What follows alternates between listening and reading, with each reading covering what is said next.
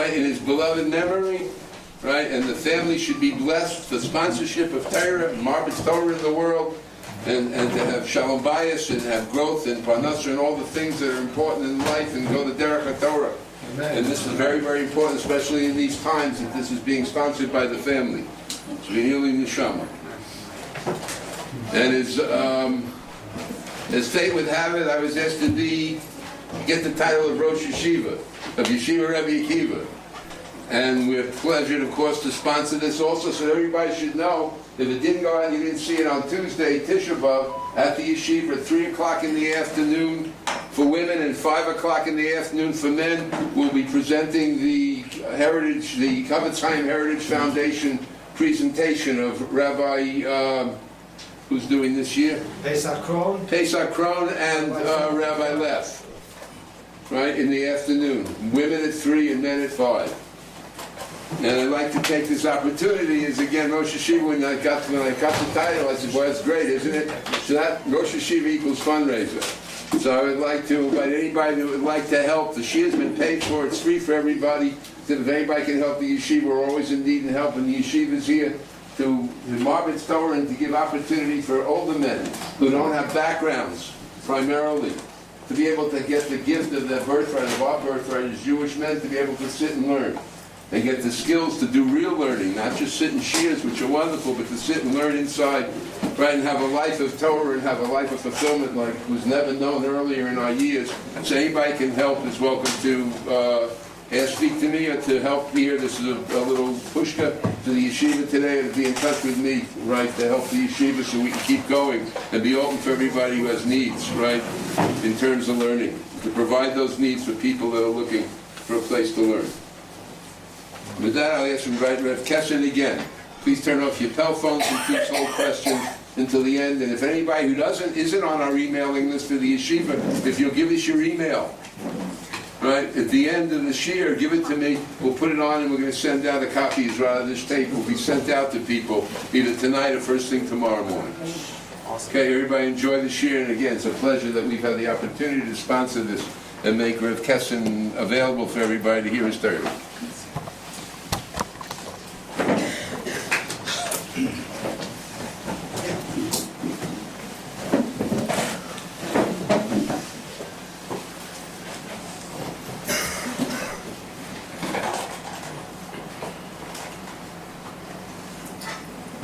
First of all, I want to thank Rav Shalom Gold for the opportunity to give this shiur, especially at this time.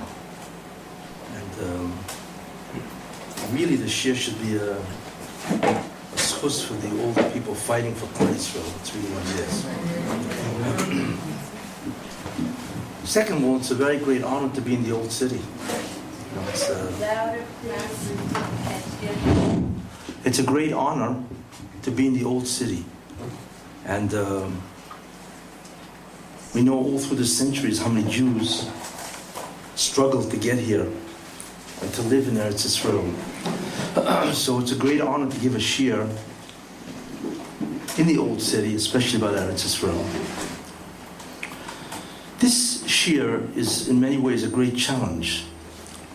It's a challenge for, first of all, to be able to encapsulate Tisha B'Av, really talk about its essence. And the second idea is a tremendous challenge to be able to understand what is happening and why. Clearly this is part of the divine agenda. We all know that. Nothing is mikra, nothing is chance. And the question is, how do we understand what is going on? Why is it going on? And what can we take away from this? What can we learn about this? That is the question. And in many ways, that's the most important thing. So what this shiur will deal with is what is happening, why, and what can we learn from this, which is really very critical. Because what we can learn from this, in many ways, I believe, is why this entire thing is happening, as I will obviously try to demonstrate. So I want to thank everybody for coming. And I hope that when you leave, you will have clarity in terms of what is happening. Let's start with Tisha B'Av. I don't know how long this year is going to be, so maybe it's going to go till 1 or 2 a.m. Whatever it is, but it'll be, what I really want to do is I want to give a comprehensive understanding of what is happening, not just a fragmentary idea, which is normally how most people think about things, but to look at it in terms of really what's called the divine agenda or the divine plan. And of course, it's my speculation, obviously, but the ideas that I present really emanate from the Derech Ramchal, Rabbi Moshe Chaim Luzzatto, who's one of the greatest Kabbalists of the last 500 years, and he wrote many Sfarim, and he espouses many ideas, obviously, and I've been a student of the Ramchal for a long time, and it's a challenge to put together a lot of the ideas to develop a framework. And because of that framework, to be able to understand what is going on. Let's take a look first. In order to understand today what is going on, you really have to understand Tisha B'Av. And that's why it's happening now, in the 3 weeks. This isn't an accident. But the concept of Tisha B'Av, in many ways, is a revelation in terms of why it's happening now, which we will see. Let's take a look at Tisha B'Av first. Because you really need, in order to really understand well what is happening, you really need an introduction, a Hakdama. There's some basic information. And then you can appreciate what is happening. Tisha B'Av, the 9th day of Av, terrible day for Klal Yisrael, terrible day for the Jews. Many things happened on Tisha B'Av. We know. The Meraglim, they spoke Lashon Hara about Eretz Yisrael. And what that did is that initiated the Golus. In many ways, that became the true Golus. Even though they were in Egypt before, as we will see, and that's certainly part of the Golus, exile. But really, the real Golus of Jews started after the Meraglim, because of Lashon Hara.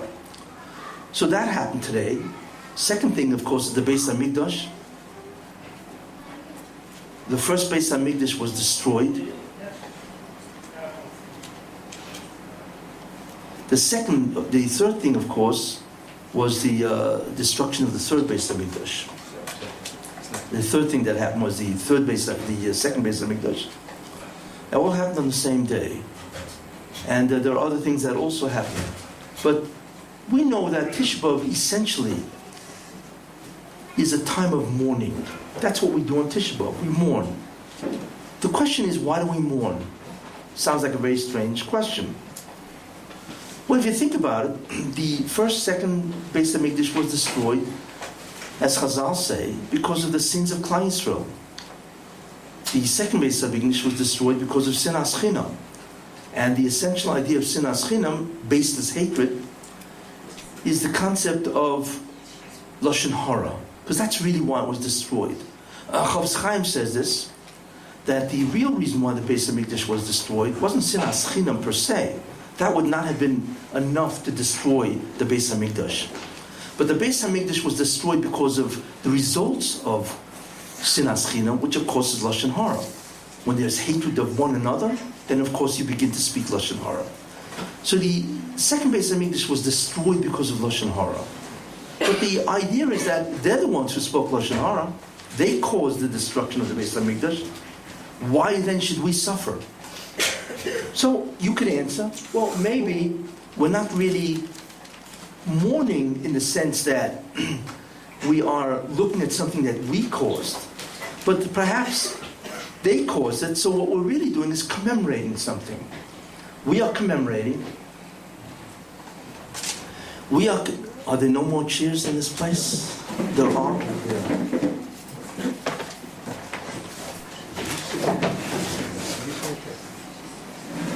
We are commemorating the destruction of the Beis HaMikdash. Okay, 2 cheers here, 2 cheers here. There's one over there. So we are in essence commemorating the destruction of the Beis HaMikdash. The question is, what would we be commemorating? Well, there are 3 ideas that I could mention. First idea is the Siluk Shechina. The Shechina left, whatever that means, but the Rosh Hashanah obviously vacated the premises. And To vacate means he destroyed the Beis Hamikdash. So we could say that we're commemorating the loss of the Shekhinah, and that is a terrible loss. I don't want to go into it extensively, but just very simply, could you imagine davening Mincha Marav in the Beis Hamikdash with the Shekhinah resting on the Beis Hamikdash? I'm sure it would be a different Mincha Marav or Shachris or whatever. So clearly, the Shekhinah, the loss of the Shekhinah, is affected us in terms of our avodah. It's not the same. But it's besides that, the proximity of the presence of God, the Shekhinah, to us, is an indicator or a barometer of the proximity of the Rebbe to us as a people, not just in distance, but in terms of our closeness to the Rebbe. So perhaps we commemorate the loss of the Shekhinah, which has many, many, obviously, manifestations. Or perhaps enormous diminishment of Ruchnius. There was Nevuah, prophecy. Now, prophecy is the greatest spiritual state attainable by a human being. I'm not going into it, but fundamentally it's called an intrusional phenomena. What it does is allows you, not physically, but mentally, to ascend to the Olamas and to see into the Olamas. I'm getting into how and why, but it's a beyond belief phenomenon. And as such, every Novi would experience an unbelievable amount of dvekus, and that was the real reason why he wanted to be a Novi. Second thing he would experience is incredible hasagas. Hasagas, which means, of course, enormous secret revelations. And at times, for special people who were sent on a mission, they would also experience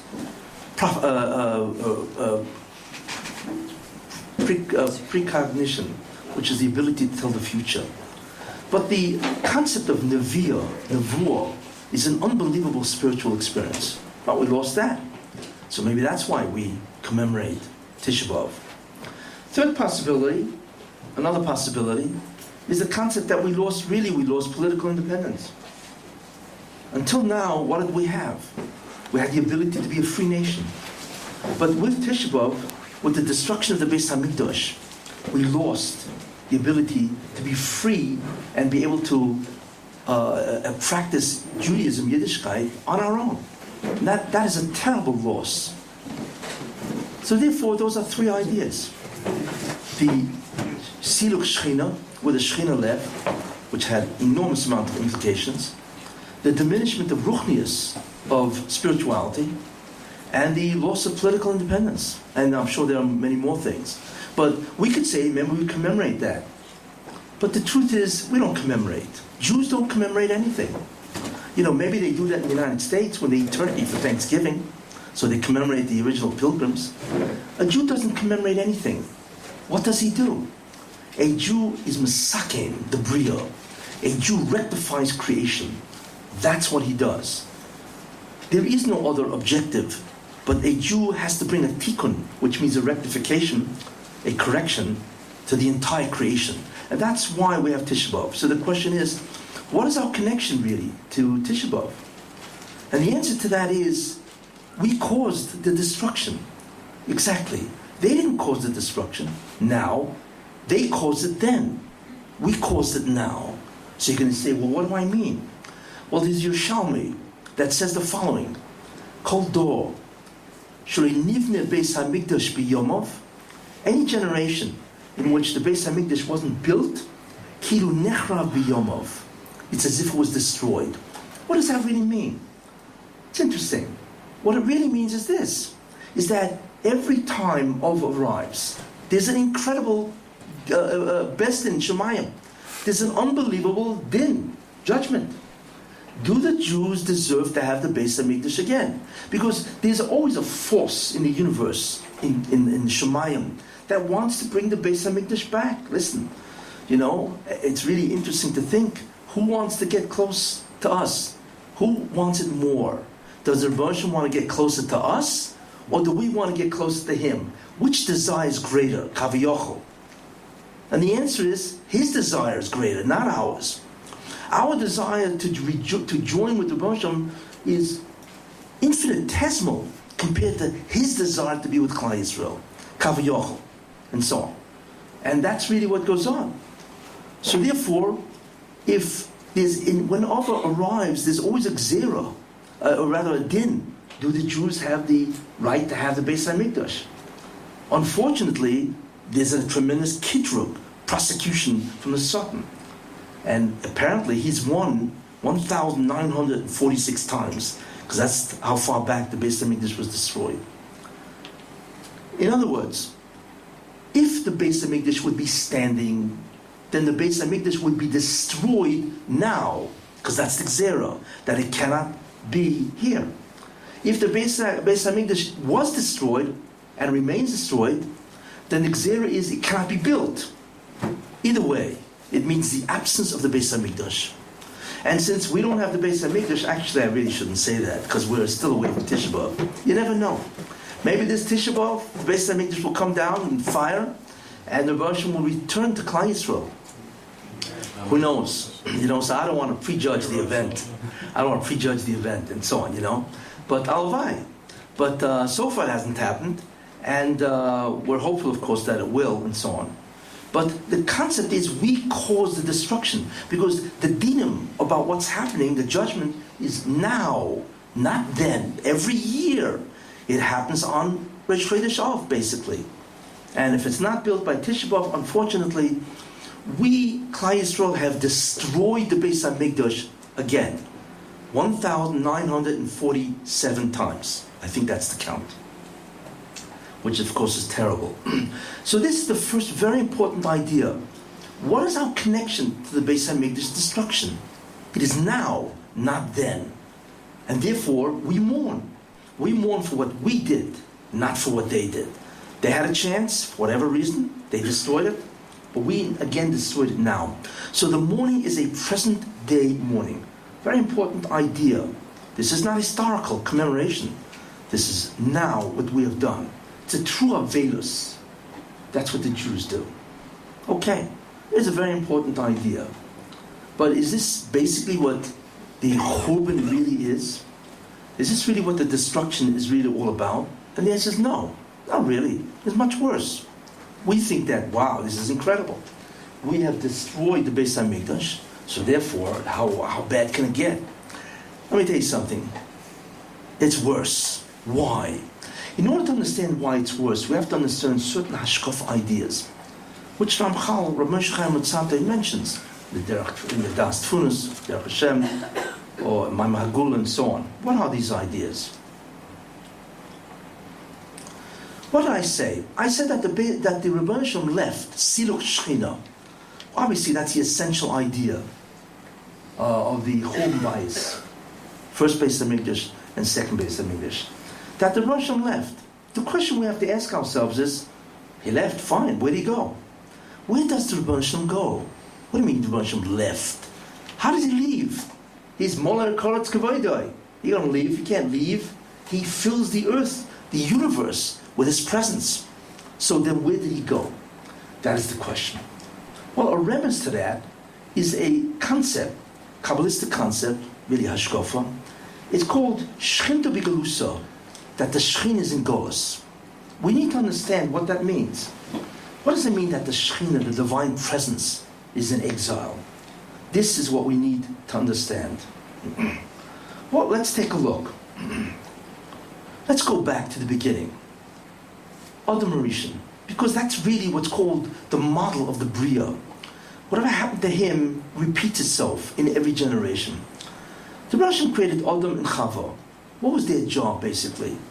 It's called Hispashtis Kedusha. Their job was to complete the act of creation by bringing down enormous amount of Kedusha.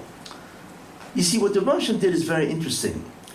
He created a universe, or rather, the way it starts is that Esespheres, the Kabbalah recognizes that there are 10 forces. That's basically what they are. We don't know what their nature is, but they are forces. And he created them, and there are 10 of them. And with these forces, he can create realities. That's how reality exists. The spheres create realities.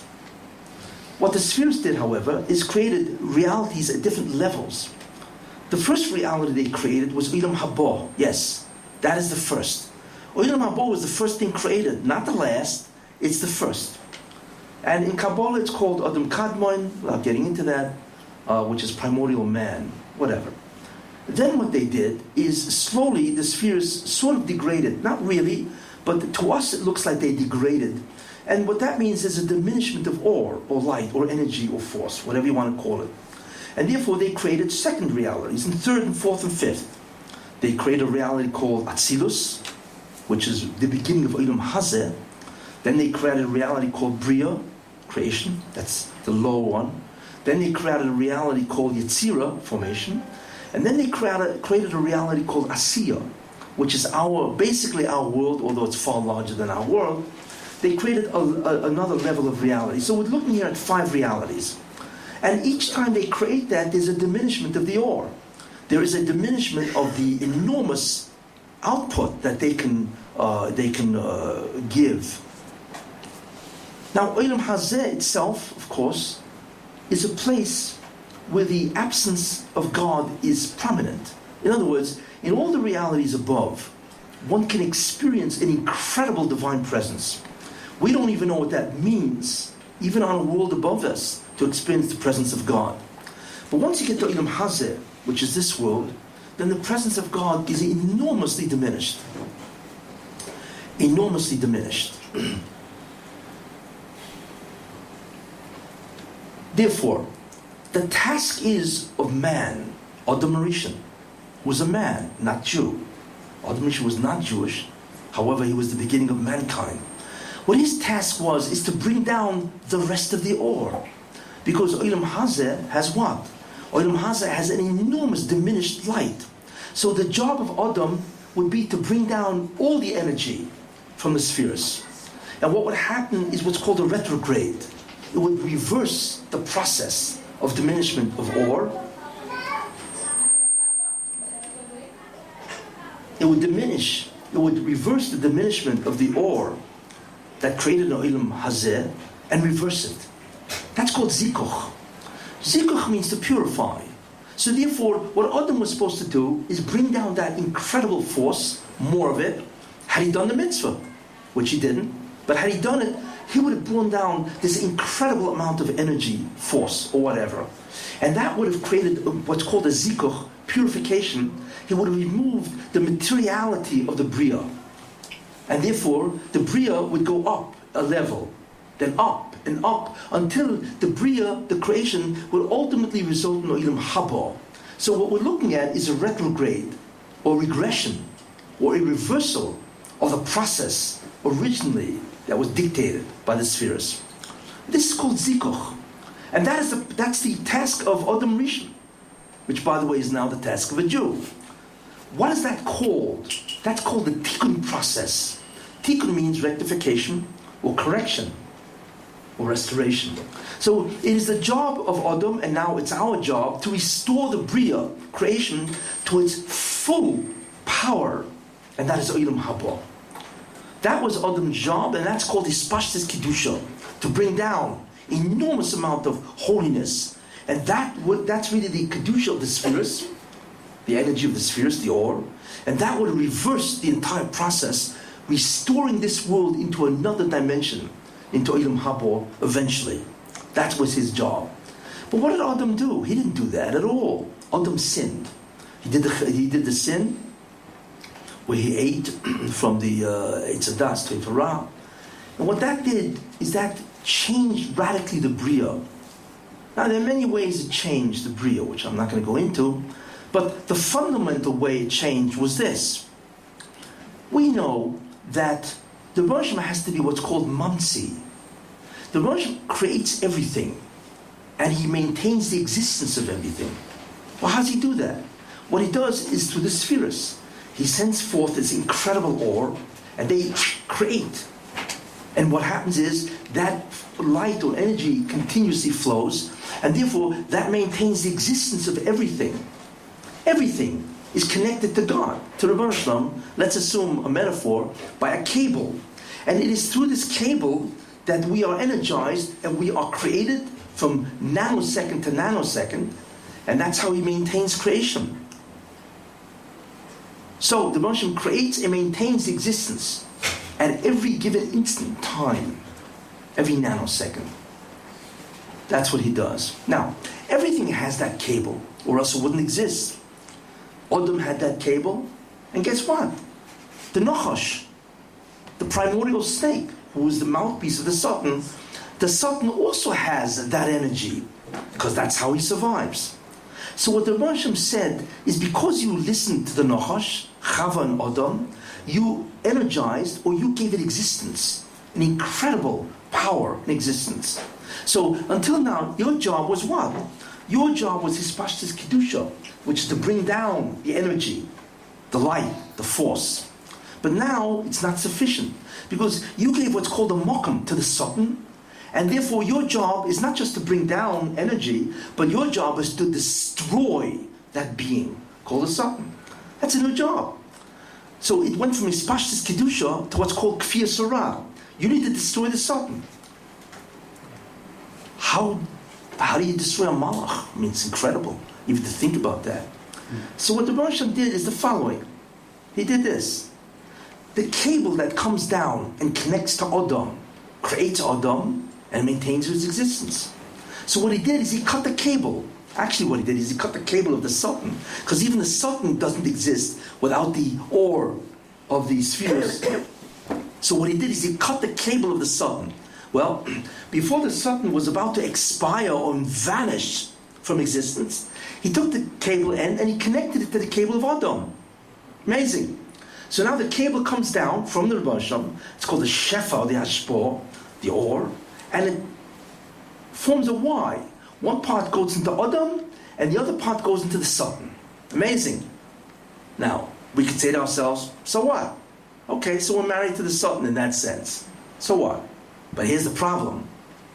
There's only enough shefa, enough ore, that comes down to sustain adequately only one side, not two. That's bad news. This is what happens. If that's the case, what determines which way the ore flows? If it flows to Adam, then he has incredible koiches. He grows in stature. However, if it flows to the Satan, then the Satan grows in stature, and then evil begins to dominate. Adam determines where it goes. If Adam does the mitzvahs, then the Shefa goes to Adam, and Adam becomes powerful. Actually, the Jews become powerful because we replaced Adam. All of a sudden, everything is phenomenal. Parnasa and health, everything is gewaldig. Ruchnius is incredible. Everybody has enormous drives to do Ruchnius. What happens if the Jew sins, because he took the place of Adam? Then the Satan is unique, and that's called Yunika. He's unique from the Kedusha of the Rabbanu Shalom. What does that mean? He feeds off that Shefa. What happens to him? He grows in might. That's called Tikbar Sarah, the growth or the proliferation of evil. And he grows incredibly strong, which has terrible repercussions for us and for the entire universe. What do we see is that there's what's called an inverse relationship. It's like a seesaw. When one side is high, the other side is low. When this side is high, the other side is low. In other words, since there's only enough for one side at any given time, it's reciprocal or inverse. They can never be equal at the same time. This is our relationship with the Satan.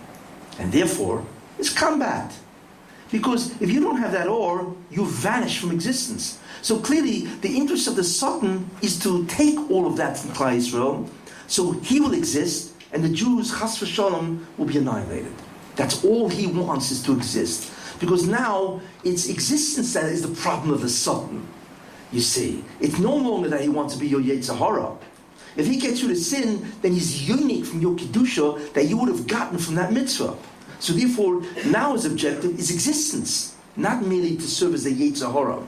He has a new, what's called intention, or kavana. Without going into why the Rosh did that, because it has tremendous repercussions of why he did that, and it's to help Klal Yisrael.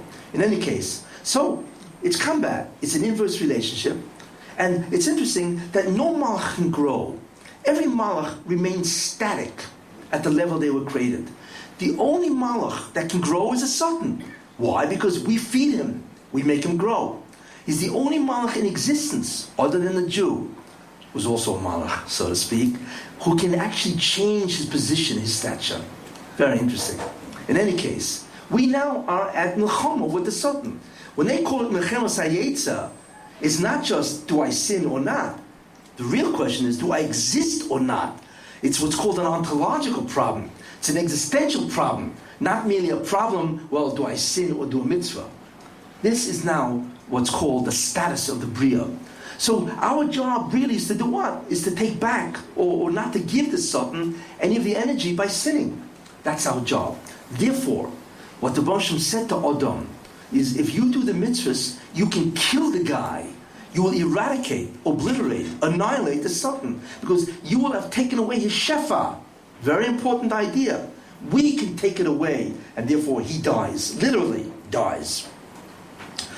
So that's how an Adam, or that's how a Jew can destroy the Satan, the whole side of evil, by bringing in, taking away his shefa, and as a result of taking away his shefa, to bring it up, and then to bring down the rest of the Kedusha, and as a result of that, to change the entire focus of the Bria. It's a very important concept.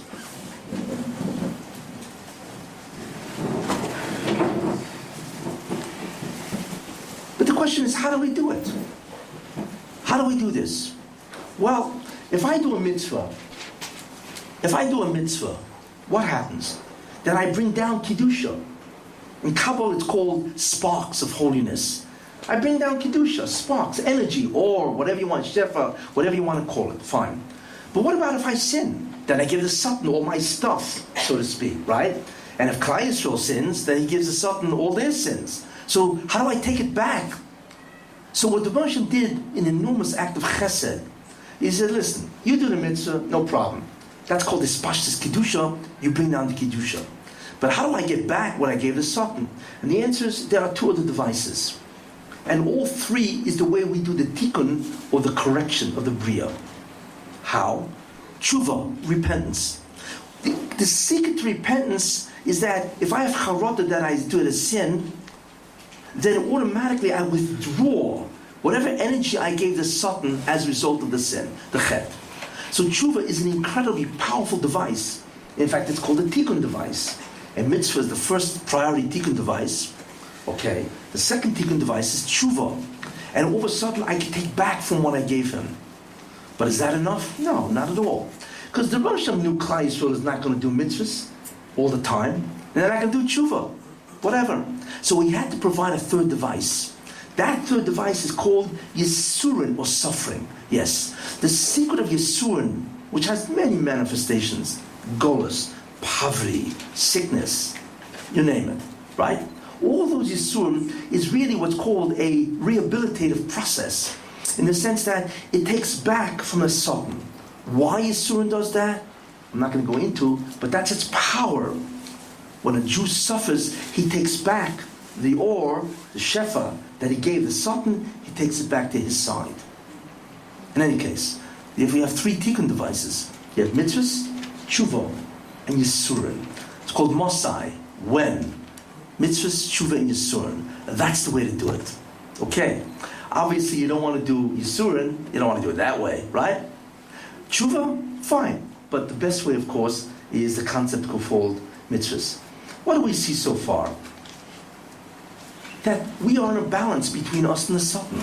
This is the critical factor of all history. Where do we see this? Well, we daven in the morning, Shachris, and Tachnun. And in Tachnun it says a very interesting pasuk. It says, Ad Mosai uscha bashvi v'sif'atcha b'yatzor. Interesting pasuk. How long, Ad Mosai uscha bashvi, how long will your power, your might, b'shvi, be in captivity, v'sif'atcha, and your beauty, b'yatzor, in the hands of the enemy? What does that mean? Because Klal Yisrael has two incredible gifts from the Rebbeinu Shalom. Because in many ways that represents divinity. It's called Oiz and Tferes. Oiz is might, which is Hatzlocha. Tferes is beauty, or Chochmah, Torah. In any case, so the pasuk says, how long will what? Will the Oiz of the Rebbeinu Shalom, which is the Oiz of Klal Yisrael, be in captivity? Why? Because he has it because of our Chatoim. And how long will that be also? The Tferes, the beauty, the Chochmah. how long will that also be by the Satan? We always say it. The question we have to ask ourselves is, what's it doing by him? What is our Oiz and Tfers doing? And we say that, right? Oiz Yisrael b'Gvura, we say the brachas in the morning. Oiz Yisrael b'Gvura, Gvura, right? And what do we say? Oiz Yisrael b'Sefara. There you are. The Oiz and Tfers. And so on. So the question is, what's it doing by him? And the answer is, that is the balance that I've just described. It is by him, because of the Chatoim of Klal Yisrael. And between all the mitzvahs, and all the tshuva, and all the isurim that Klal Yisrael has done, the Sultan has it in his rishus, and we take it back. And that's how we do the tikkun. In any case, this is a very important idea, the balance or the concept of the yadika of the Sultan, and this is really what we have to do. Okay, I'm going to give several examples to illustrate this, how the entire history of Klal Yisrael depends on this. Is there a feedback here? Yeah. Because it's so close to the mic, there's no way around that. What is that? Is that that's the... Maybe you want to take that and move it in the other room? Would that be Turn down the used? treble. Or turn it down, that's all.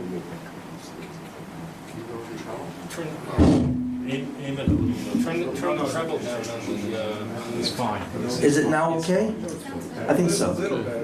No, I still hear the... They just have to. Yeah, just turn it down. Fix the room. Move the speaker. That's good. Just has to be aimed. Nice or something. Aim the speaker a little away. I love the Maisa. That's good. Yeah, I think it's better. Okay, good. Okay.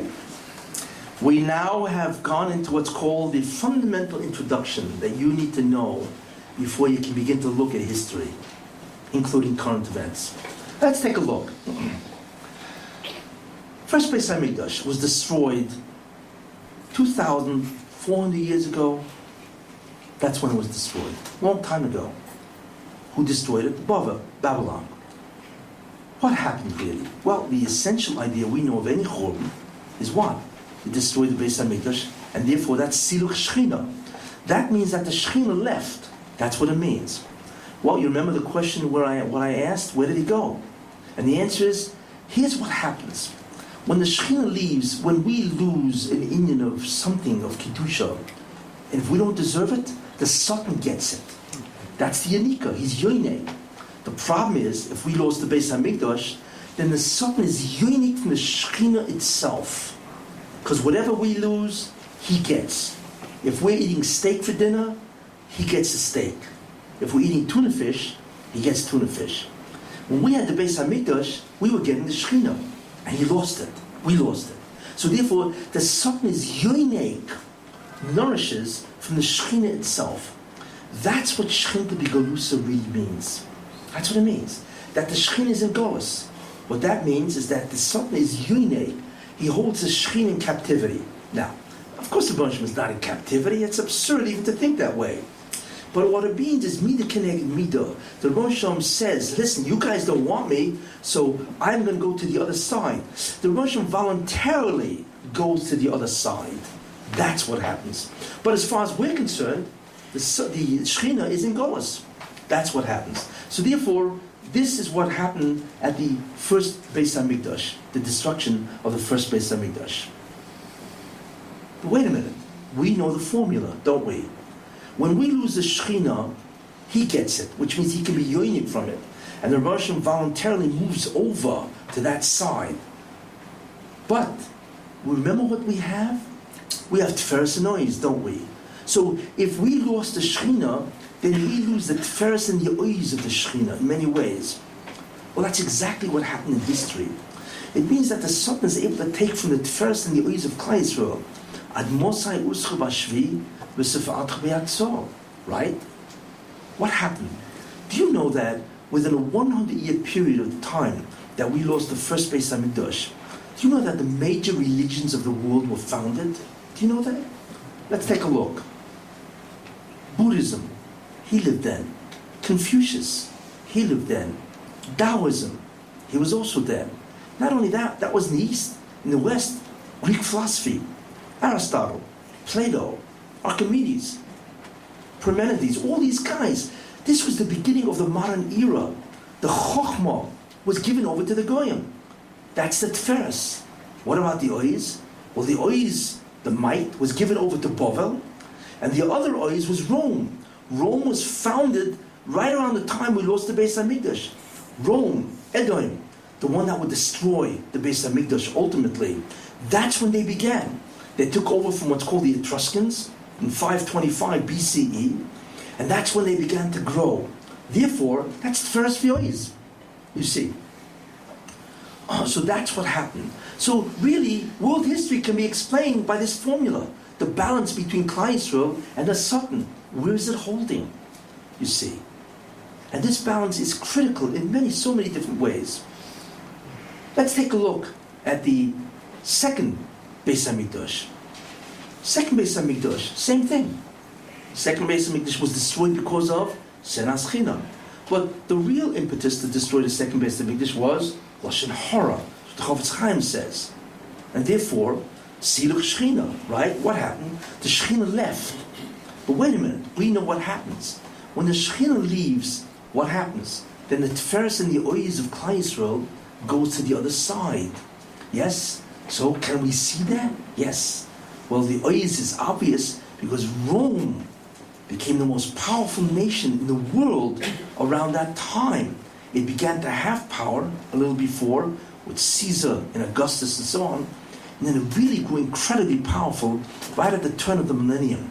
In any case, so there's the Ois of Klal Yisrael. Edom, Rome. Who is Rome? Well, we know Esav, right? Esav in the Torah, Zu Edom, the Torah says. Edom, Zu Roimi. Edom is Rome. That we know. And therefore, the might of Rome began at that time. Mamash. That's the switch, the unique of the Satan. Okay? But wait a minute. What about the Tiferes?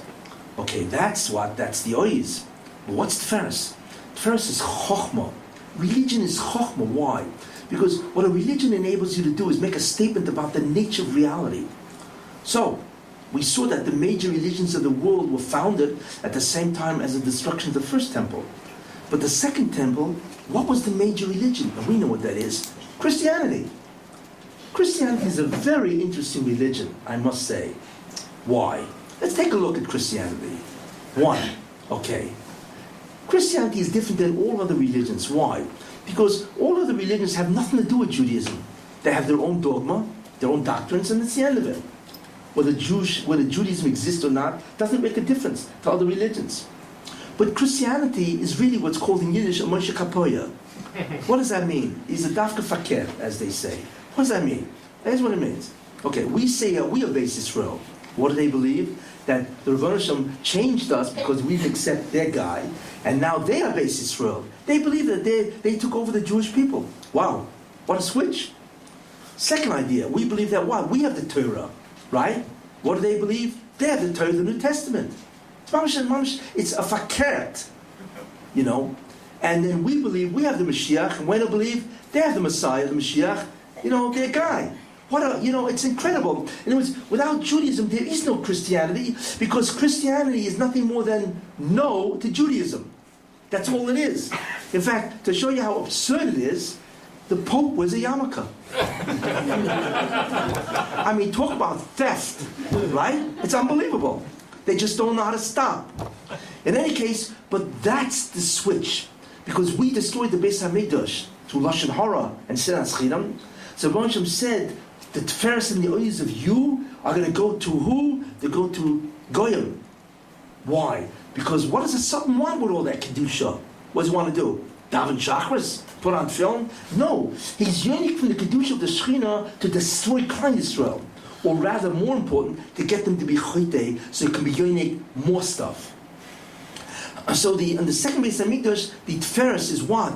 Is Christianity, which Mamash was founded at that time. And the fact that Christianity evolved into a major religion is beyond Nisim. I mean, here's a guy who was crucified on a cross as a criminal. How in the world does this kind of guy generate a religion, right, of 2 billion people? It's beyond belief. We're looking here at Mamash Hashgacha Protis. That's what Christianity is. And it's basically from the sinas chinam and the lashon hara of the Jews. But it's even worse. Christianity is the greatest enemy of Klal Yisrael, Edom, because that's who he is. And who is today Christianity? It's Western civilization. So we have Asa becoming Edom, Edom becomes Rome. But what's interesting is the Russian didn't want Rome to be a nation representing Edom for thousands of years. So what he did is he changed Rome into a religion. So therefore the Jews would wander in a religion called Christianity, and that would be Edom, you see. So therefore Edom is really who? Christianity. And Christianity today is Western civilization. That's who they really are. And we have been subject for 2,000 years to Western civilization. I would love to tell you where you can actually see that. Let me tell you this idea. The question is, how much time do I really have? Rabbi Gold, how much time do I have? What? Put me on the spot there, Rabbi. Go for it, go for it. Do I have time? I want to show you two interesting things, okay? Where is the seat of Christianity? It should be in Judea, right? Why is it in Italy? What's it doing there, right? Because Christianity is the heir of Rome. And that's why it's located in Italy, because Italy was Roman. That's exactly why it's there. It's not in Judea, because their guy walked in Judea, in Israel. So what's it doing in Italy? And the answer is because that's exactly, right, since Rome took over, or rather Christianity took over the tafkid of Rome, or rather Christianity took over the tafkid of Rome, therefore Christianity, the seat, must be in Rome. Now, where is it? It's in the Vatican. Well, if you take the word Vatican, how do you spell the Oasis Vatican? Vatican. And you jumble the letters, it spells out Tikkun. That's right. The Vatican is Tikkun. Because the essential Tikkun of Klal Yisrael for the last 2,000 years is Christianity. There's something else which I want to show you to what extent Christianity, what the damage has been done. Historians estimate 2,000 years ago that there were approximately 9 million Jews. However they estimate that. Historians also estimate how many Chinese were there 2,000 years ago. So they estimate there's 25 million Chinese. Interesting. Now, this is 2,000 years later, right? So through normal reproductive means, how many Chinese are there now? 1.3 billion. Yes? So we who have 8 or 9 million, right, should have, right, 1/3 of that, which means that there should be at least 300-400 million Jews. That's how much there should be by normal propagation, by normal reproduction. There should have been 300 million Jews today. Well, how many Jews are there? 13 million? That's it. Why? Because that is the destruction by Christians over the 2,000 years. And that's why after 2,000 years, all we have is 13 million people? It makes no sense. And not only that, we go back much further, 2,000 years before that, to Avraham Avinu. So we should have not 300 million, we should have almost 1 billion Jews. Can you imagine having 1 billion Jews? How many shuls there would be?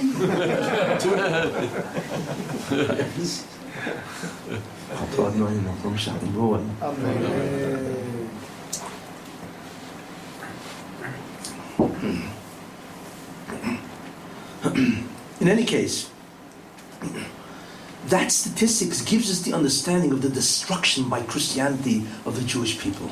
It's astounding, but that's what they've done. In any case, and one more idea which I want to tell you, which is interesting. It's unfortunate, it's tragic.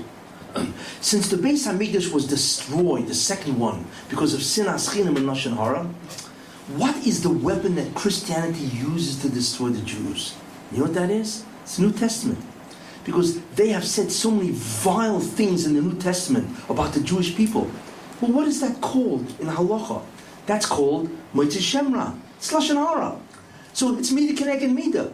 The Rosh says, you want to destroy my house because of lashon hara?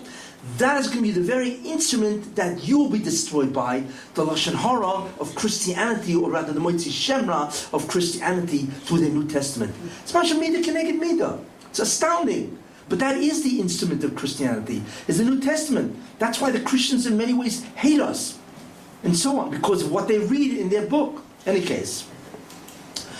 So that's a second very important historical event. I'm going to give you one more historical event, which is critical because it's Nogea us. And once we have that, then we are now convinced that the whole concept of being yoine, the certainty yoine, is what causes history. There is nothing else.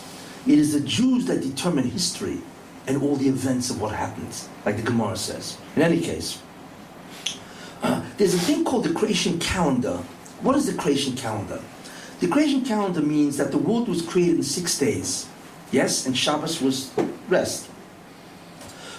Therefore, every day that it was created is equal to 1,000 years. Like it says in Tehillim, Elef Shanim B'Einecho is Kiyom Echad. 1,000 years from us is like one day to you. Therefore, the Gemara says, Shisa Alfei Shnin, for 6,000 years the world will exist, because that's equal to the 6 days of creation. In the 7,000th year, which is equal to Shabbos, the world will change. And that's the beginning of, without going into the whole thing, of Olam Haba, whatever. But the Yemei HaMashiach, the Messianic era, has to end by the year 6,000, which is the English year 2240. That means that the world will end, as we know, Olam Hazeh will end in the English year 2240, which I think is approximately 226 years from now. In any case, that's when the world ends.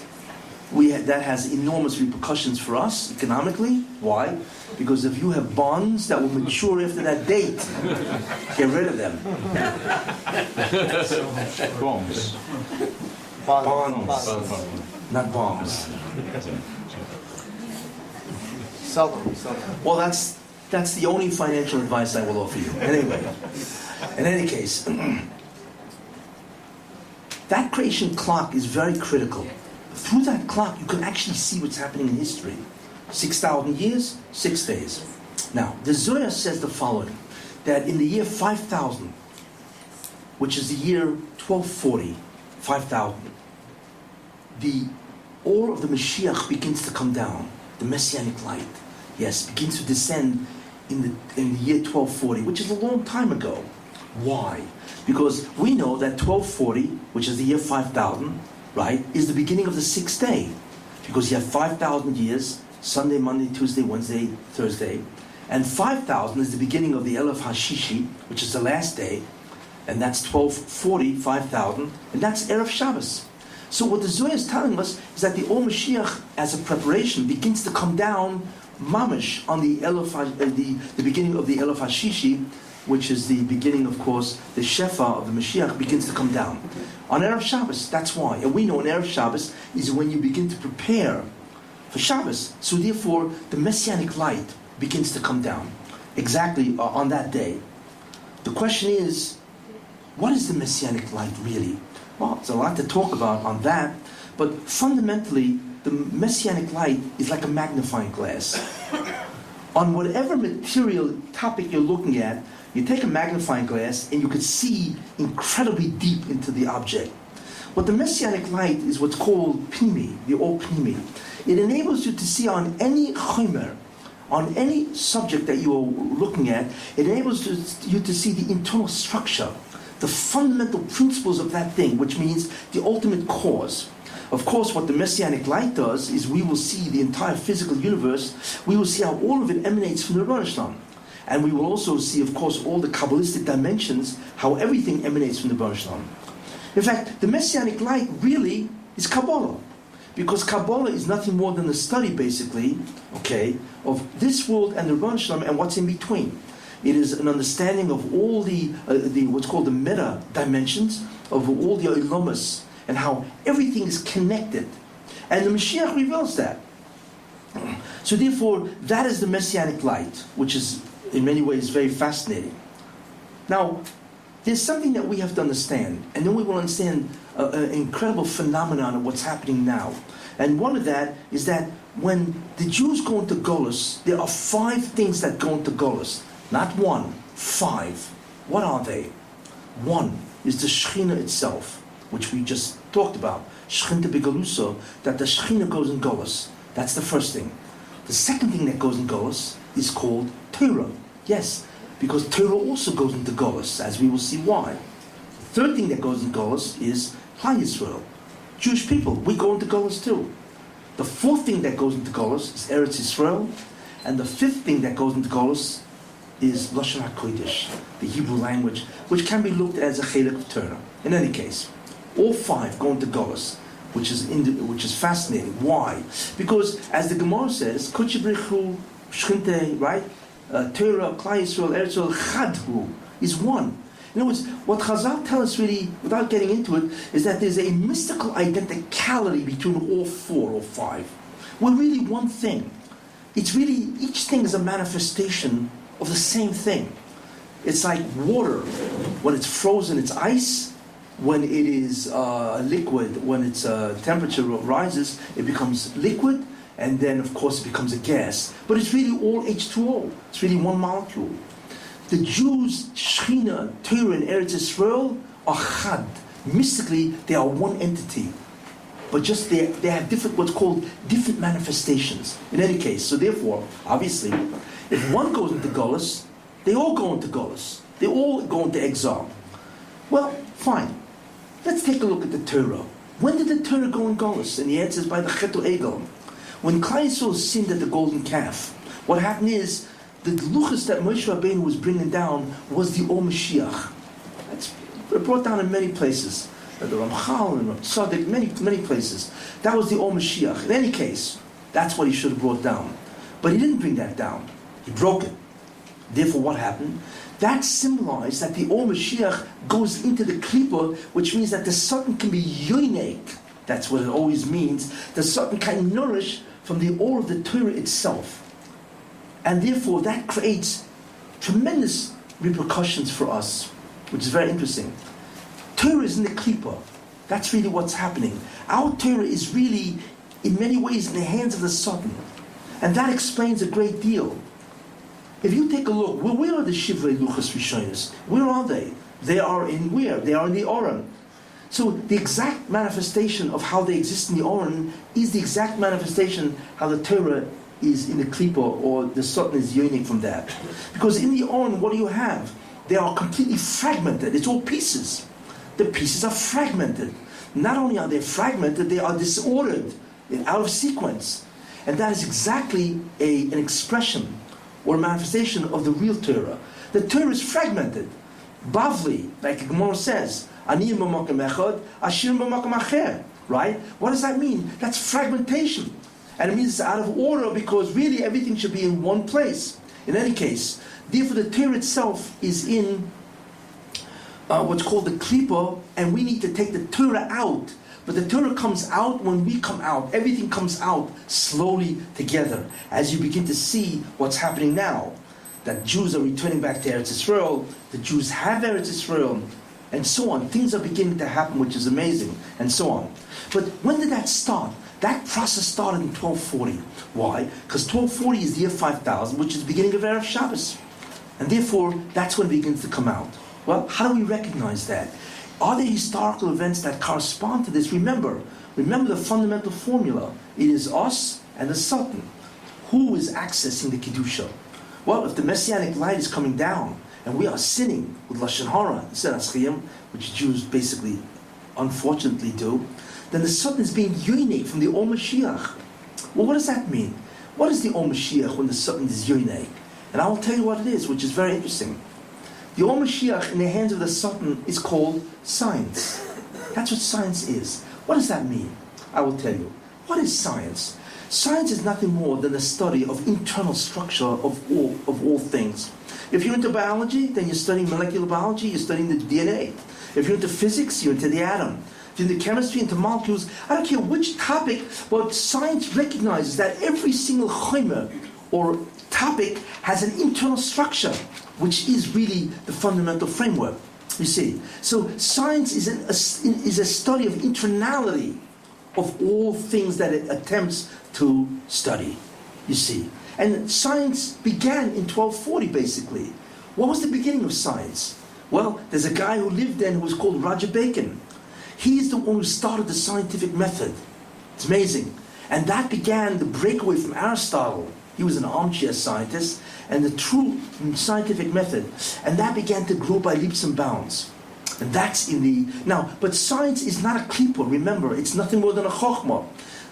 What it really is, it's a knife. In the hands of a surgeon, it will cure. In the hands of a murderer, it will kill.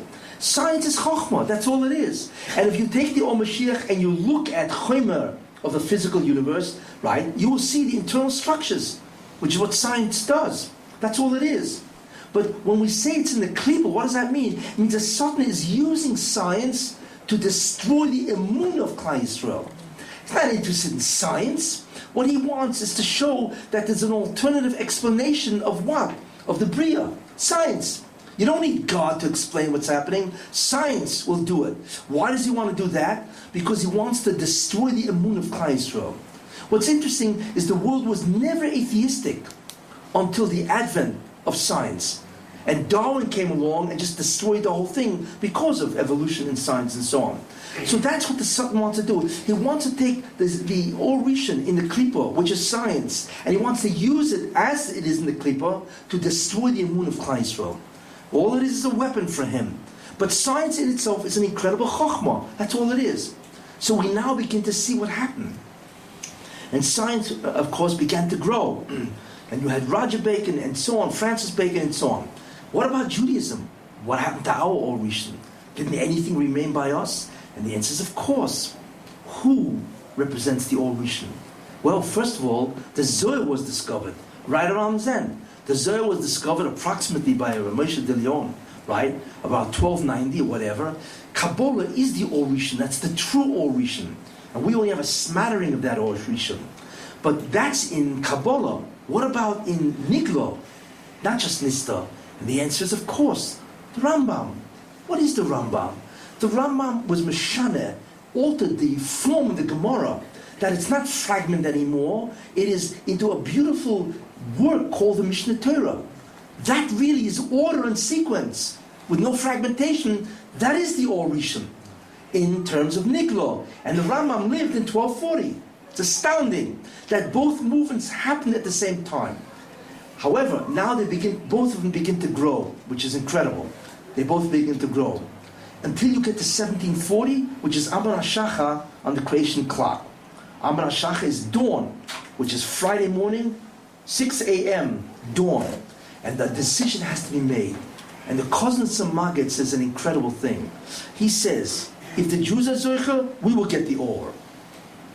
If the Jews are not Zoicha, then it'll go to the other side, it'll go to the Satan. Which side did it go? It went to the Satan. Where do we see this? Which is amazing. Science, Isaac Newton, the founder of modern science, lived right around 1740. He lived from 1642, whatever it was, he died in 1727. He changed physics, the whole beginning of science, radically. There you are. That's the beginning of science as the Or Rishon in the Klipa. What did we get? Well, I'll tell you what we got. We got the Chmielnicki massacres. 1/3 or 1/2 of European Jewry, Polish Jewry, European Jewry was destroyed by Chmielnicki, which is astounding. And there's a famous Tosfos Yontif that says the reason why it was destroyed because people talk in shul, and obviously when people talk in shul, lashon hara. So what you actually see, so the lashon hara again, the sinas chinim of Jews destroyed our Or and gave it to the goyim. And this has been going on since. And not only that, which I always found astounding, is that people at that time shunned the Kabbalah. They refused to learn Kabbalah because they said if Shabtai Tzvi can become this, Kabbalistically, Kabbalah, if he can take Kabbalah and become such a min, and so on, then we cannot learn it. So the Jews shunned their very Or Rishon. Mida keneged Mida. That's what you see. So the Jews themselves chased away their only Or. So take a look at the balance again. And now what do we have, 1990? 1990 is 12 o'clock noon, Chatzois, of Friday. What's happening? Do you have any idea what's happening in the world of science? It's unbelievable. Every day, 7,500 articles are published daily. That's the amount of chokhmah that the goyim have. It changes so quick that nobody can even hold on to it. Every day, every year, there's new electronic devices. Scientists cannot believe the incredible hispashtus of chokhmah that is going on. Why? Because as we get closer to the end, right, then the Or Rishon comes down in greater intensity. But if it's going to their side, that's science. You see what's happening. In any case, that's a third illustration of the incredible balance that exists between the Satan and Klal Yisrael. That was a long introduction. But I think it really hits home. This is the idea to look at, the Nekuda. Okay. Let's go to this. There are 8 persecutory agents. There are 8 agents that if Klal Yisrael has to suffer, there are 8 nations that are designated that they will be the ones to do it. The first one was Egypt. The second one was Babylon, Bavel. The third is Persia, Greece, and Rome. And we know who Rome is today, Christianity and so on. These are so we have 5 now. We have altogether 5. But there are 3 more. One is the nation that will persecute Klal Yisrael, and they have the ability to do that. One of them is Yishmael, Muslims, Islam. The second one is called the Erev Rav, which is the Jews themselves. They are also an enemy of the Jews, as we will see.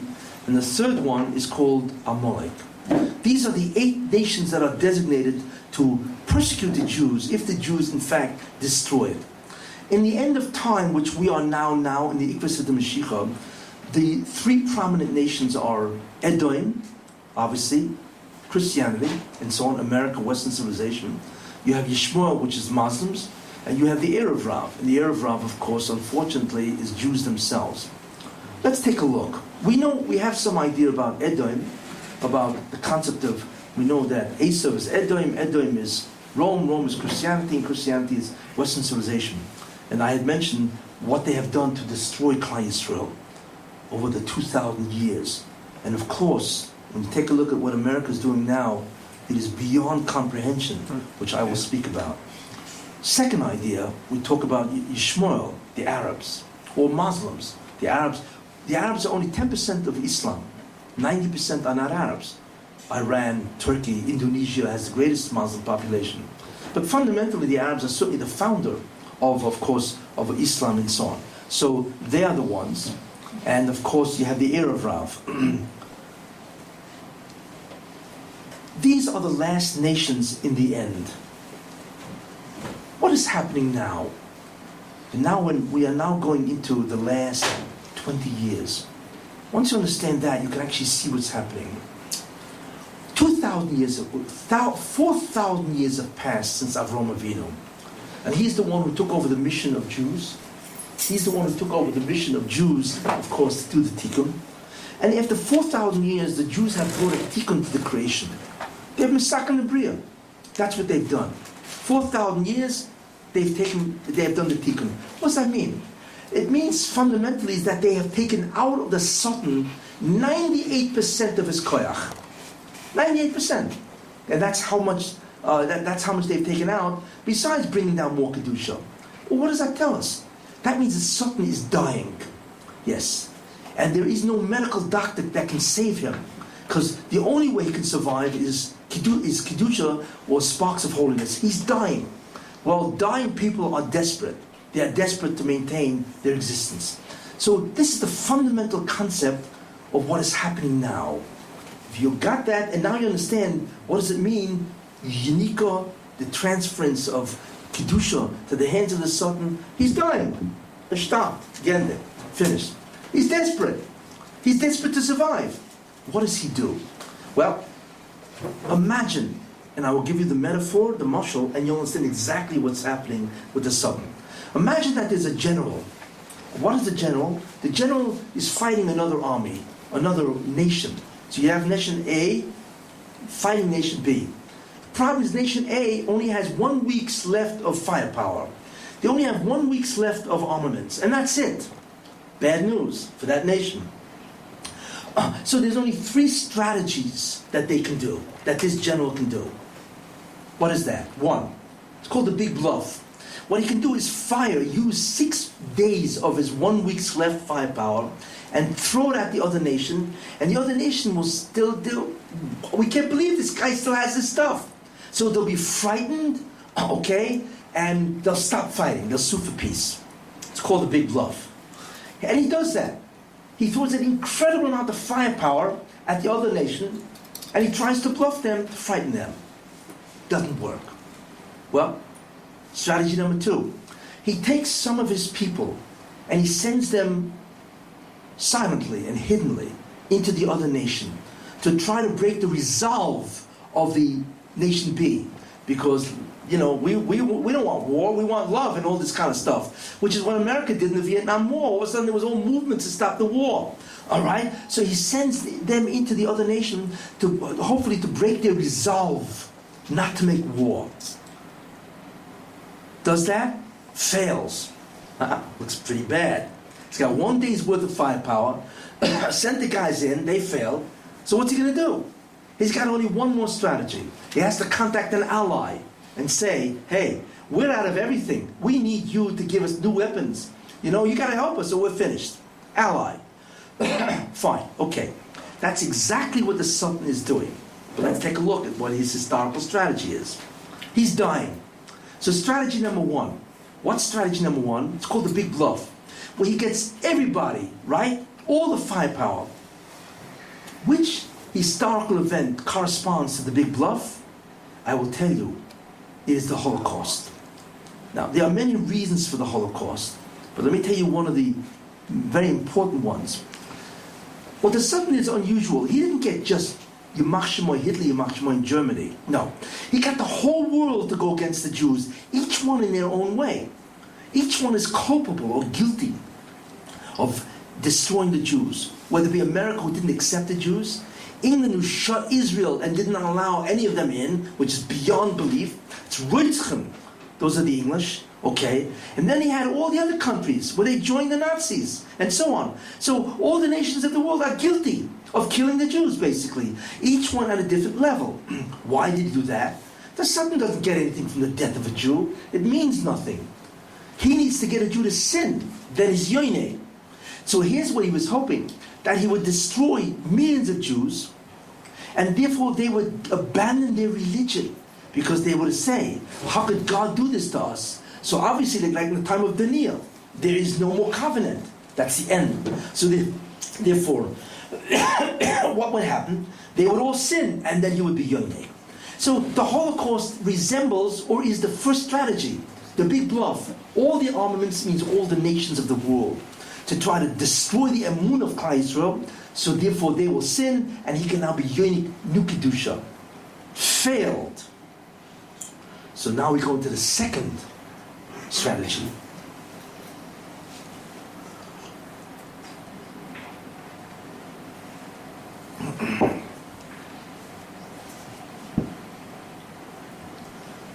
The second strategy is what, remember, if you remember what I said, is to send your guys into the other nation to break the resolve. Now remember, when most of the stuff has been removed from the Sultan, well, where is all this stuff? It's in the hands of Klal Yisrael. Because we've taken it out of the hands of the Sultan and we brought it back to Klal Yisrael. It's on our side. It's called Sitra de Kedusha, side of holiness, as opposed to Sitra Achra, the other side. Right? So what does the Sultan have to do? He's got to go to Klal Yisrael, to destroy Klal Yisrael.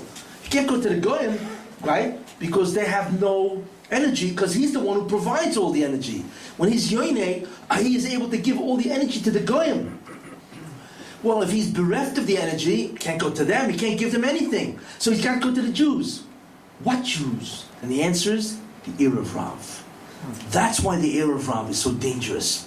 What the Sultan did in the second strategy is went to the Erev Rav, which are Jews. But the Kedusha is in the hands of the Jews. Therefore, he goes to the Erev Rav at that time, and that's why the state of Israel was founded right after the Holocaust. And who's the one who founded the state of Israel? Mapai, Labour, and so on. These guys, I hate to say it, it's terrible, are the Erev Rav. Now, when I talk about Erev Rav, I don't mean people, I mean leaders. So I don't want to think in any way that Chas v'Shalom, a Jew, is an Erev Rav. A leader is an Erev Rav. It's the one who espouses the doctrine that Torah is not the Ikar. The Ikar is what? Is Jewish culture, as we will see. What is an Erev Rav really? Where does it come from? It all starts off from Yaakov and Esav. Esav is about to meet Yaakov, and Yaakov is frightened, for whatever reason. And also Yaakov is mispal. What does it say? Hatzileni no miyad ochi miyad Esav. Save me from Esav, my brother, and from Esav. Now we know Esav is the brother of Yaakov, so why does he have to write Ochi? So what Ochi means is my brother, means save me when Esav comes as my brother. He's a from a guy, he's the guy, he's the Jew saying, hey, let's do it, and so on. He's my brother, right? Or save me when he comes as Esav, obviously an enemy. What is the problem with this? The problem is Ochi, looks like a good Jew, right? He wants to help us. This is the problem. The power of the Erev Yav is, in many ways, it's a tumor. Why does cancer kill a person? Cancer is really, it should be a foreign element where the immune system destroys the tumor. And the answer to that is that no, because the tumor is really self. It is the body itself, except it's the cells that have gone awry for whatever reason, telomeres and so on, right? So therefore, the immune system doesn't recognize the cancer, as an enemy. So because if it did, it would wipe out the tumor.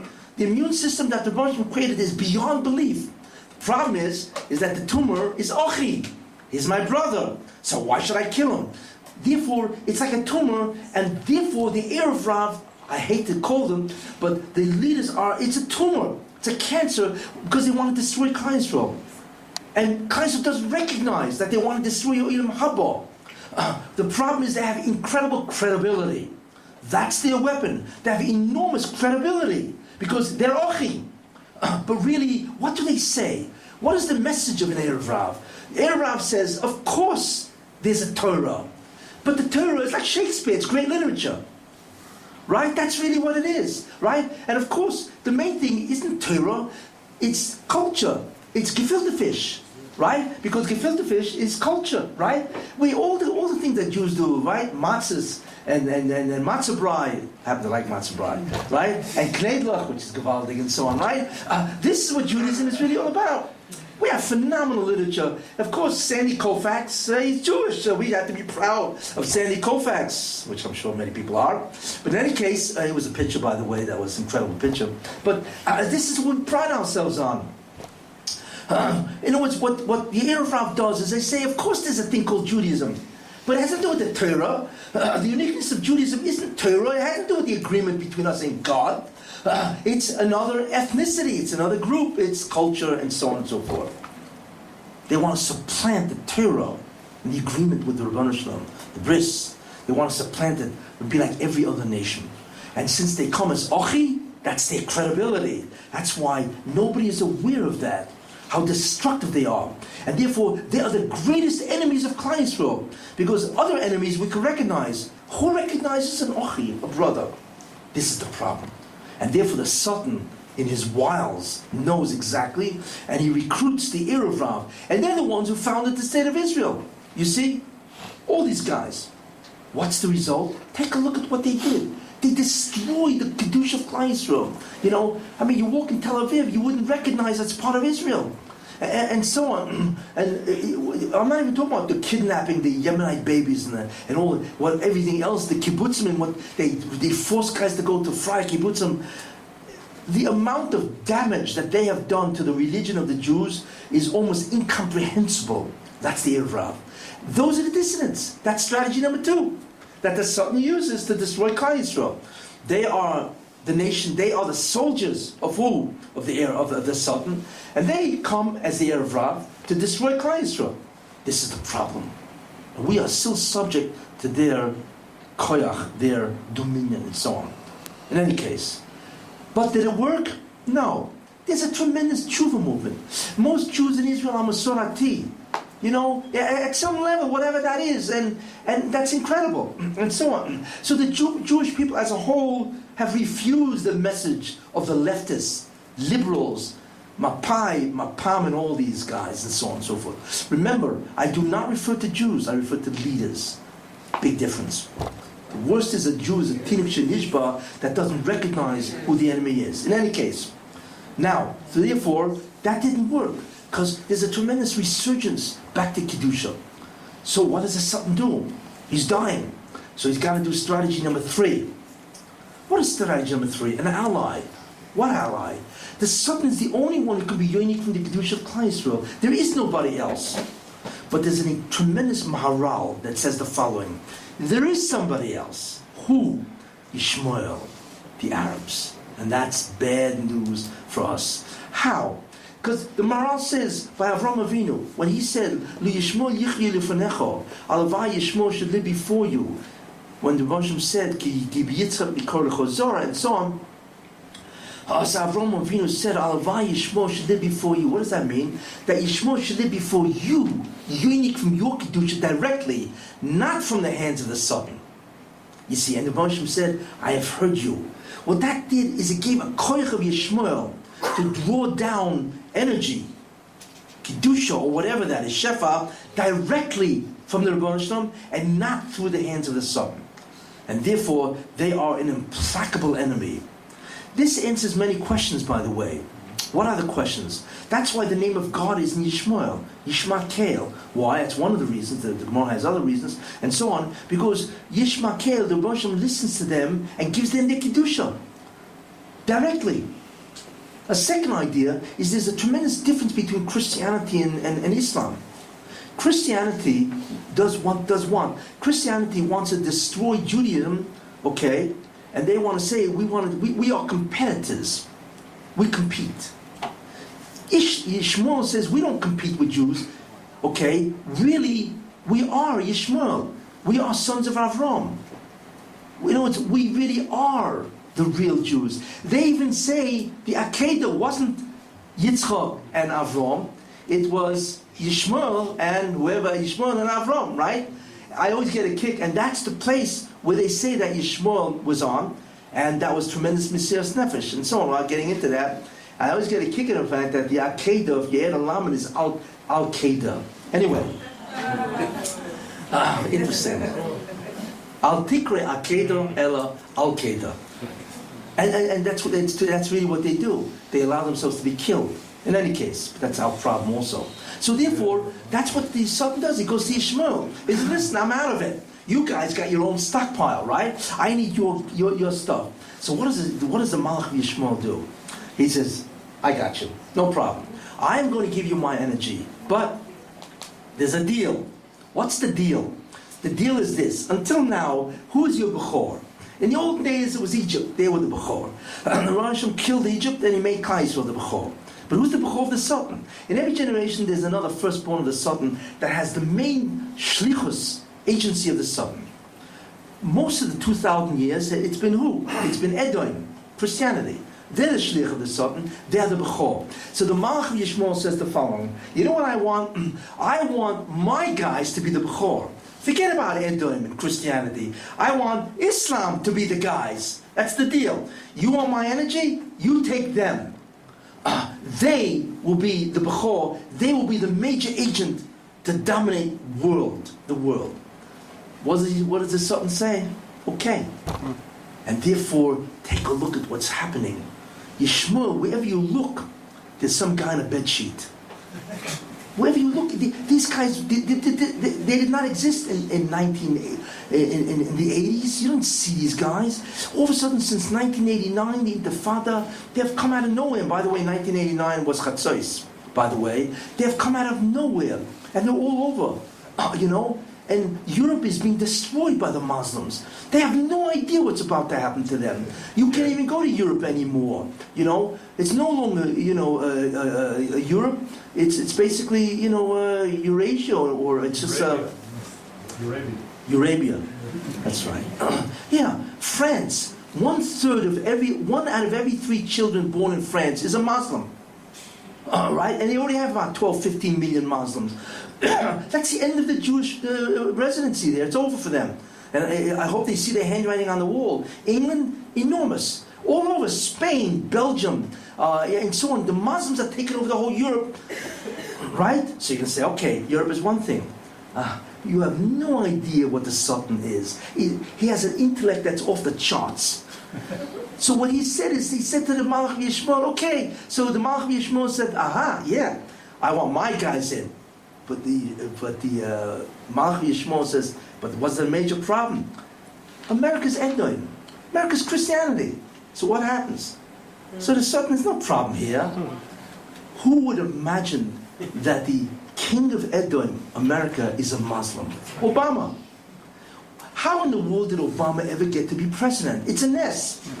He could never do it by himself. It's impossible. Here's a man whose total job experience is a community organizer.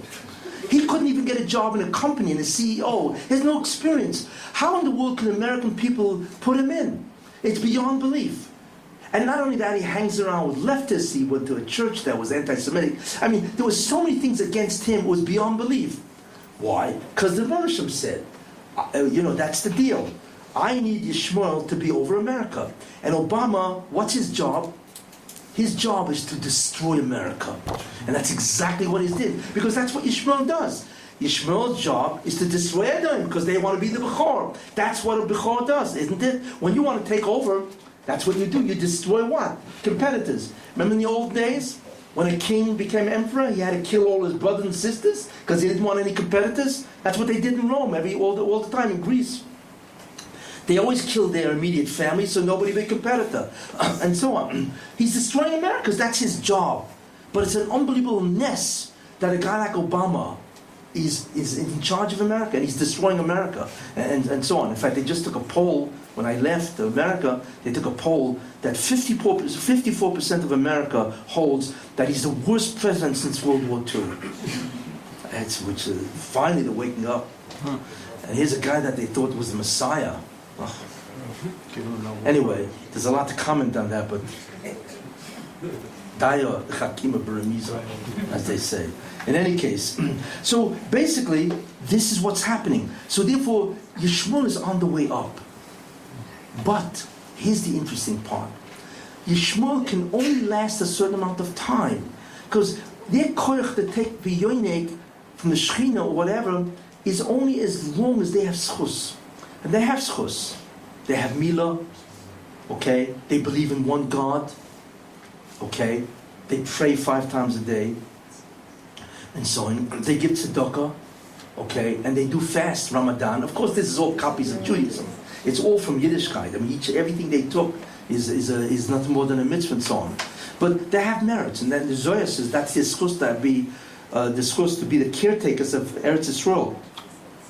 In other words, what Moshe did is he threw Christianity in the Crusades off. The Crusades only had Israel for 100 years, and he threw them out because they have idols.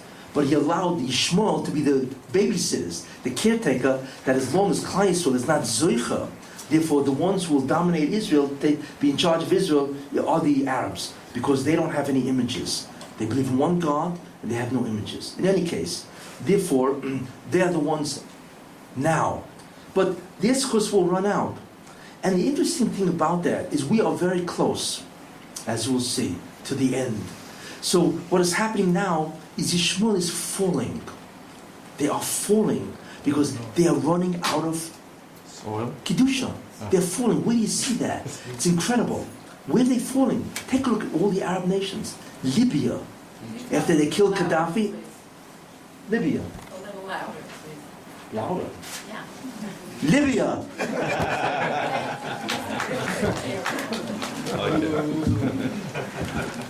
After they killed Gaddafi, it's a nightmare in Libya. It's unbelievable. The whole place is falling apart. Egypt. Egypt is very interesting. Why? Because the essence of Yishmael is not Egypt. It's the Muslim Brotherhood. It's called the spearhead of Yishmael. Sharia law, Muhammad, these are the essence of Islam. And the Arabs, Egypt is destroying the Muslim Brotherhood. They kicked out Morsi. It's Hashgacha protest. They kicked them out. And it's interesting, well, if the Russian wants to kick them out, why did Morsi get in? Because he also got into a mess. Who would ever think that the Muslim Brotherhood would get into Egypt? And the answer is because the Russian wanted them in Egypt to be the head. Why?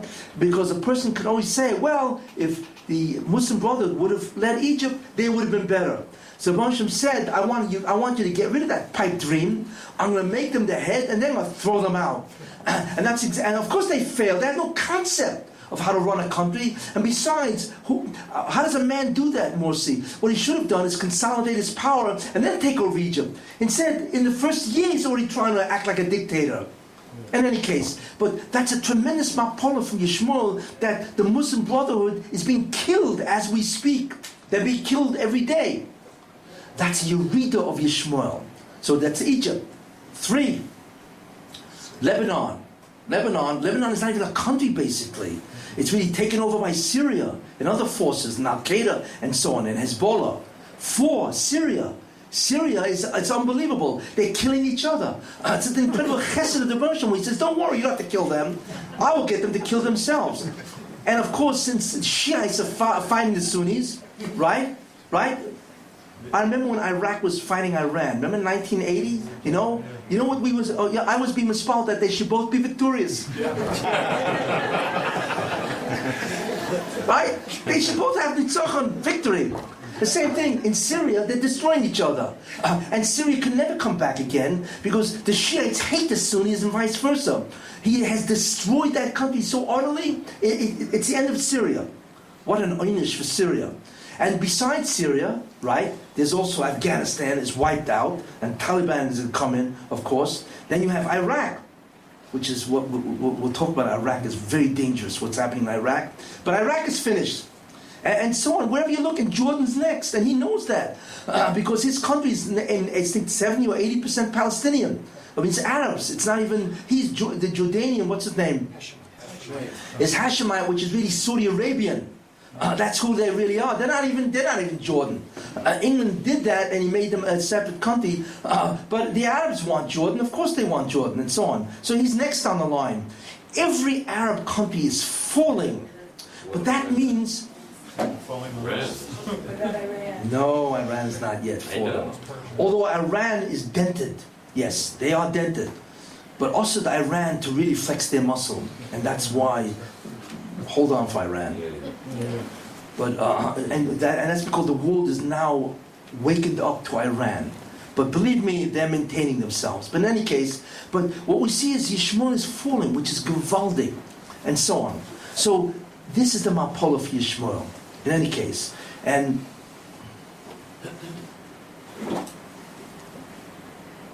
okay, you have to Iraq. I want to talk about Iraq, but okay. So what comes out of all of this is the Sultan is dying. That's what's coming out, and he's marshaling all the forces, the Erev Rav of Edom and so on. What is interesting that in the olden days, Christianity itself could destroy the Jews. You see. And not only that, Islam could destroy the Jews. But today it's not so. America, the Erev Rav, and Yishmael, all three are now necessary. Why? Because they have lost an enormous amount of koyach. That's another simon that the Sultan is dying. Because he doesn't have enough to feed only one nation to destroy the Jews. You see? And that's why all three have to band together to destroy the Jews. There are many indicators for that. But in any case, so far, this is what's happening. In any case, now, what's the problem here? The problem is the Fruma, the Charedim. Why are the Charedim the problem? Because the tikkun of the Bria comes through the Charedim. Why? Because most of Klal Yisrael is a Tinuk Shenishba. They're gone. Most of Klal Yisrael doesn't even know what to do anymore. In America, they're all lost. In Europe and so on, and even Eretz Yisrael, most of them have no idea really. Somebody told me a quote from Shimon Peres, He said it's a tragedy. It's a tragedy that Jews don't even know how to say Shema Yisrael, Hashem Elokeinu, Yoyim Boed.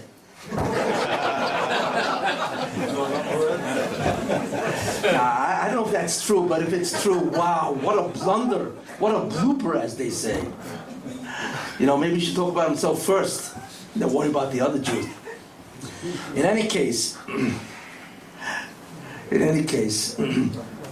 why is that? Because the Fruma are the only one who comes sucking the Bria, because they have full Bechira. Everybody else has minimal Bechira or no Bechira or whatever, each one at his own level. So therefore, the Sultan's real enemy isn't Jews, it's the Charedim. It's Fruma. What do you wear? Keep more things. Okay? 1. There's a very interesting Zoya. It's in a Raya Mehemna in the Zoya. The Zoya says this. Tchias HaMesim, most people think Mashiach ben David will come, and then you have Tchias HaMesim. But when does Tchias HaMesim begin? It begins obviously when Mashiach ben David arrives. And that's part of the Zikuch, by the way, the purification of material substances, and so on. In any case, The Zohar says something interesting, that really Tchias HaMesim begins 210 years before the end. Not everybody gets up at one time. It all depends how many sins you did. So the people who did less sins, they get up right away. The more chatoim you did, the more zikach you need. You need it's like you send your clothing to the cleaners. It takes more time, a couple of days, as opposed to 1 hour. In any case, so the Zohar says that Tchias HaMesim, which means the beginning of Mashiach ben David, is 210 years before the end. So if the end is 6,000, 210 years before that is Tovshin Tzadik. 16 years from now. That's right. That means Mashiach ben David, according to that Zohar, will come in 16 years. Astounding, isn't it? Now, here's what has to happen in 16 years. And then you begin to understand the incredible acceleration. I'm not even going to all the events that happened until now and so on.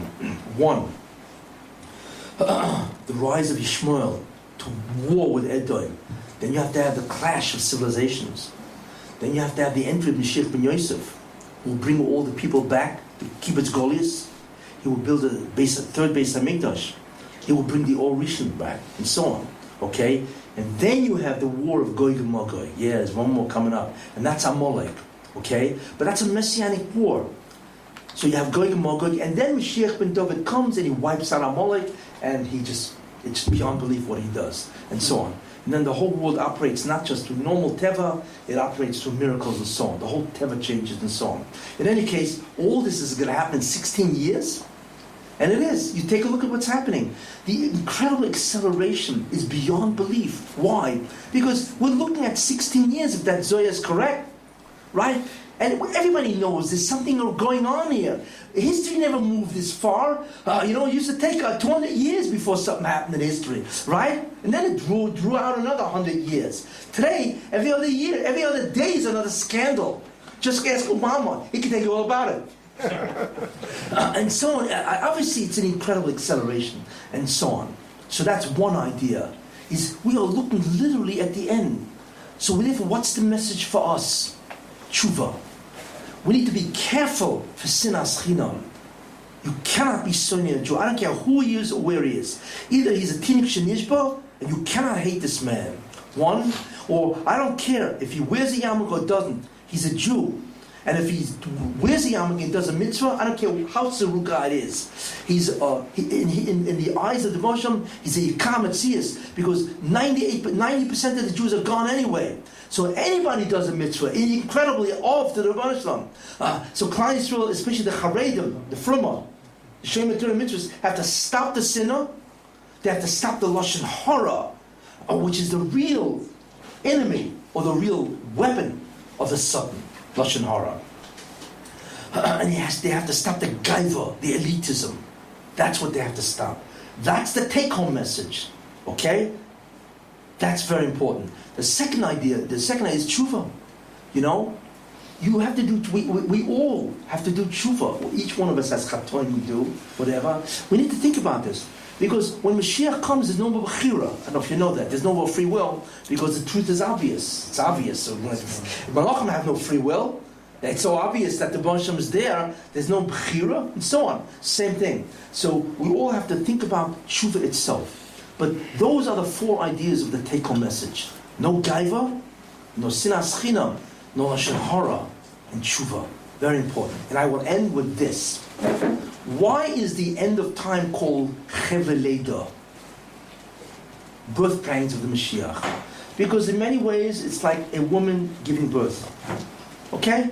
All of a sudden, the body, in incredible wisdom, will take the child and turn it upside down, where the head now faces out or down. Right? And all of a sudden, this kid was incredible. For 9 months, it was like the Hilton. Right? The Hilton, right? It had all the food it wants. It was enclosed in a warm environment. It was gewaldig. It's Gan Eden. And all of a sudden, the infant gets turned around and it gets pushed. So the infant says to itself, it's over with. I had a great time for 9 months, and now I'm finished. And its head is being squeezed. The body is being squeezed. Right? That's the ikvus of the Mashiach. That's the end. In the end, and then what happens to the infant? Comes right out, And it's a different world that it could never have imagined inside. Never. The world in the universe is a whole different dimension. Outside, it looks around, light. I mean, it can't believe what it sees. That's the exact mashal. In the end of time, the 9 months, Chever Leda, these are the birth pangs. When we are being forced into tremendous Yisurim, where all of this has to happen to clean up Klal Yisrael, to clean up the world, to Mavareh, who's on the side of the Jews and who's not, and so on. That's what has to happen. And then right after that, what's going to happen? There's going to be a messianic era which we cannot even begin to imagine. And I will tell you what Chazal say. It's a Medrash Rabbah. But the Medrash Rabbah says that the entire Torah of Moshe Rabbeinu, all of it, Bavli, Yerushalmi, Shulchan Aruch, Sheilas and Shuvas, the hundreds of thousands of Sfarim ever written, is Hevel, Luft, compared to the Or Mashiach. You know what Luft is? Nothing. There's not even a Mamoshes here. That what we knew as the whole Torah of Moshe Rabbeinu is Luft compared to the Torah of the Mashiach. This is a Medrash Rabbah at the end of Koheles. It's astounding. Okay? And then it says that the Torah of the Mashiach, and that's what it means, Kimo, it's Deo, that the world will be filled with the knowledge of God. Right? And I want to tell you something. The knowledge of God isn't stories and segulas. It's Chochmah. Chochmah Atzumah, where the world will all of a sudden pay attention to unbelievable concepts and ideas of which we cannot even fathom. That's how incomprehensible it is. Luft compared to that of the Or Mashiach. And the Or Mashiach is Luft Hevel compared to the Or of Olam Haba. I ask you, do you have any idea what's up ahead? Nothing. But like I say, these are the travails, the difficulties that we have to go through in order to be Mezakah Klal Yisrael, to be Menakeh the Bria, to change it, to be Mezakeh the Bria. But in the end, what's going to happen? All those anti-Semites, everybody, you think they're going to do tshuva? They won't even know what to do with themselves. They will be the most frightened people on earth, because each one will know what they did to every Jew. And they will realize, uh-oh, I made a big mistake. Right? That these are the people. And we made them suffer? This is insane. And not only that, not only are the main people, they are, like the Bereshit says, I dwell in the midst of Israel. If they want to access God, they got to go to a Jew. Because the Kiddush of Klal Yisrael only comes through him, through his neshama. That's how we access the Bereshit, through our neshama. So a guy will say, hey, if I want the dope, the heroin, I got to go to a Jew to get a high. Right? I'm using a martial, obviously, right? And so on. So you can have millions of Jews, billions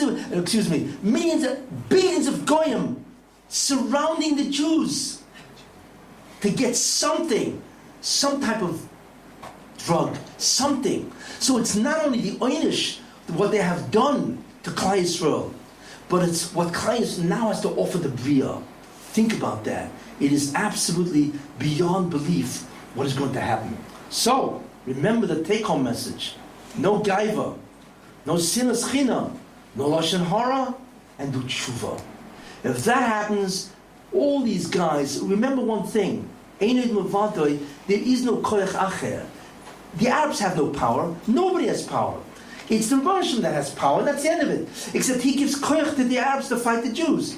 Really, there's zero. In fact, we're all zero. That's really what we are. That's what Einod Mavadoi means. So let's hope that this year, this Tisha B'Av, right? That the Mashiach ben Yosef will come, Mashiach ben David, the Messianic era will end, and that'll be basically the end of Yishmael and all the enemies of Klal Yisrael. And we will zurch to a parsha of which we can have no hasaga. Thank you. Any questions? Yes, Rabbi. You said that we have. By the way, there's a